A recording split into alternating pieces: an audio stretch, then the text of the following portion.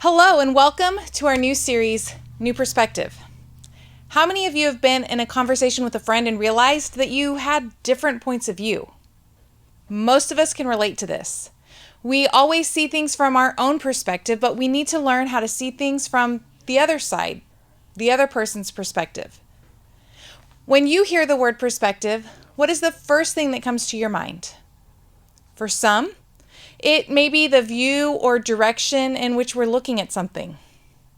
For others of you, it may mean a way of thinking in regards to something.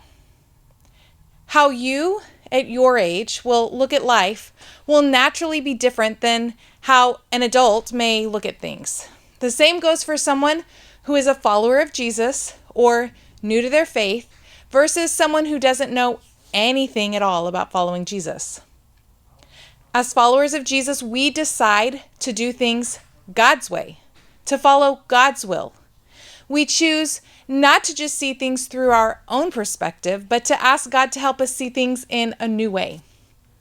Our memory verse for this series was written by one of Jesus' best friends. His name was John. We find our memory verse in 1 John 2:6. Those who say they live in God should live their lives as Jesus did. As a follower of Jesus, we should live our lives as Jesus did. Today, we're focusing on one of the core characteristics of Jesus. He followed God's will. Yes, he is God, but as a human, he still faced the same struggles and temptations and challenges that you and I face, and yet he yielded to God's will. So I want you to take this one thing away from today. My new perspective is to follow God's will. God has an amazing plan for every single person that is perfect, but sometimes it can be hard for us to let go of our plan and our idea and trust God. We see in Luke 22, verses 39 through 42, that even Jesus had to make the choice to trust God's plan and follow God's will, even though it was a big challenge for him.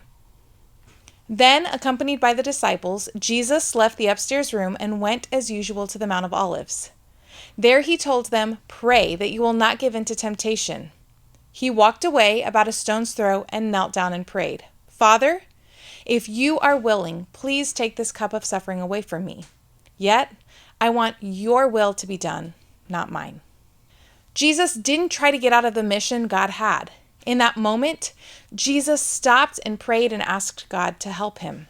He chose to follow God's plan and trusted that God would help him. So, how do we follow God's will? How do we look at the plans for our lives from God's perspective? Let's walk through two key principles. Number one, give my life to God. This is where understanding God's will for your life starts. You can't know God's will if you don't have a relationship with God and surrender your life to Him.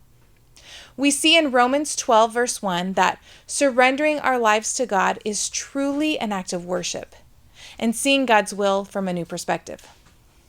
And so, dear brothers and sisters, I plead with you to give your bodies to God because of all He has done for you. Let them be a living and holy sacrifice, the kind that He will find acceptable. This is truly the way to worship Him.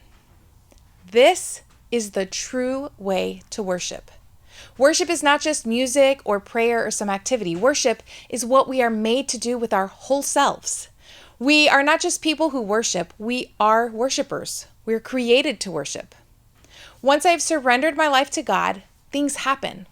Some of it is instantaneous, and some of it is a process that happens over time.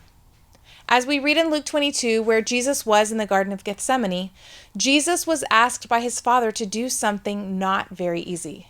There was going to be suffering. And when we look ahead at our lives, we may see things that we're not excited to do. We have to realize that God's plan is the best plan for our lives, even if we have to go through difficult things. Number two, pray for God's guidance. Jesus was in the garden praying. Let's jump back into that in Luke 22, verses 43 through 46. Then an angel from heaven appeared and strengthened him. He prayed more fervently, and he was in such agony of spirit that his sweat fell to the ground like drops of blood. At last he stood up again and returned to the disciples, only to find them asleep, exhausted from grief.